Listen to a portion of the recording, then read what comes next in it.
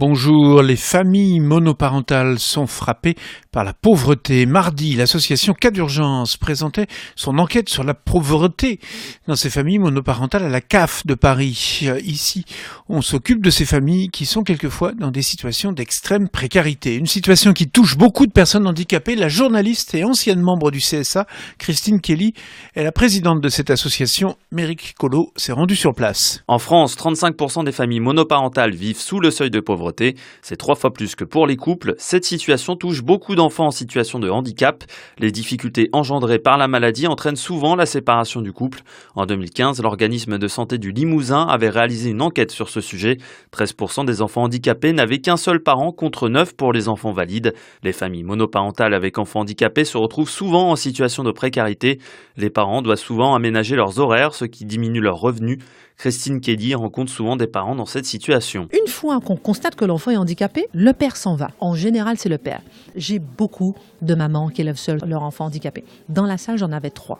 Sur une vingtaine de familles, j'avais 3. C'est grave, c'est vraiment un problème à signaler parce que ce n'est pas normal qu'on ait un abandon de famille. Pour aider ces familles qui sont en difficulté, l'association organise le 6 juin prochain la 6e journée K au jardin d'acclimatation à Paris.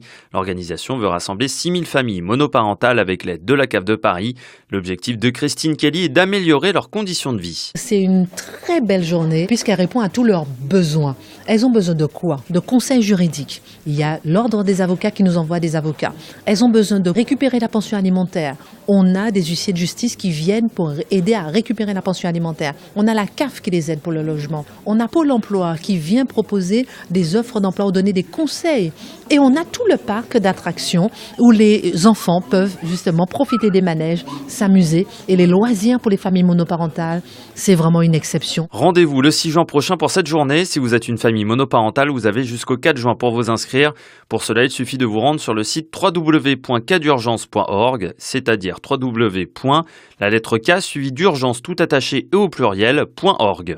Accompagner les enfants handicapés dès le plus jeune âge. Voici une plateforme pour aider les familles de tout petits handicapés et qui forme les professionnels qui travaillent dans ce domaine. Petite enfance et handicap, c'est un dispositif innovant dont le financement n'est garanti que jusqu'à fin 2018. Reski Mamar. Quand on est parent d'un enfant handicapé, il y a un avant et un après diagnostic. Elodie en sait quelque chose. Sa fille Andrea est née en 2015. L'enfant est atteint d'une maladie neurodégénérative. Pour cette femme, les consultations s'enchaînent, des échanges surréalistes durant lesquels la maman constate à quel point, je cite, les médecins ont peur du handicap. Mais aussi des démarches compliquées et des déplacements épuisants avec une poussette dans les transports en commun. Heureusement, Andrea a intégré depuis le dispositif Petite Enfance et Handicap. Elle est accueillie dans une crèche inclusive et suivie par le réseau. La plateforme Petite Enfance et Handicap se déplace pour former et sensibiliser les professionnels qui travaillent en contact avec des enfants porteurs de handicap. L'équipe comprend 2 psychologues et 2 psychomotriciens. Ils accompagnent aussi les parents pour les informer et les orienter sur leur démarche. Une seule ombre au tableau, le financement de ce dispositif n'est assuré que jusqu'en décembre 2018. Le projet est actuellement soutenu par plusieurs financeurs, dont la CAF, pour un coût total qui n'excède pas 300 000 €. Sandrine Delpeux, qui dirige la plateforme, est optimiste. Une évaluation scientifique est réalisée cette année par l'INSERM et l'Université de Toulouse, un argument supplémentaire. Actuellement, la plateforme en est à un stade expérimental. Elle accueille uniquement des enfants des établissements gérés par l'association Crescendo. Si le financement suit, d'autres structures pourraient profiter de ce savoir-faire. Soulagement dans le département de l'Ain. Les 2 bébés chiens guides d'aveugles qui avaient été volés en début de semaine ont été retrouvés.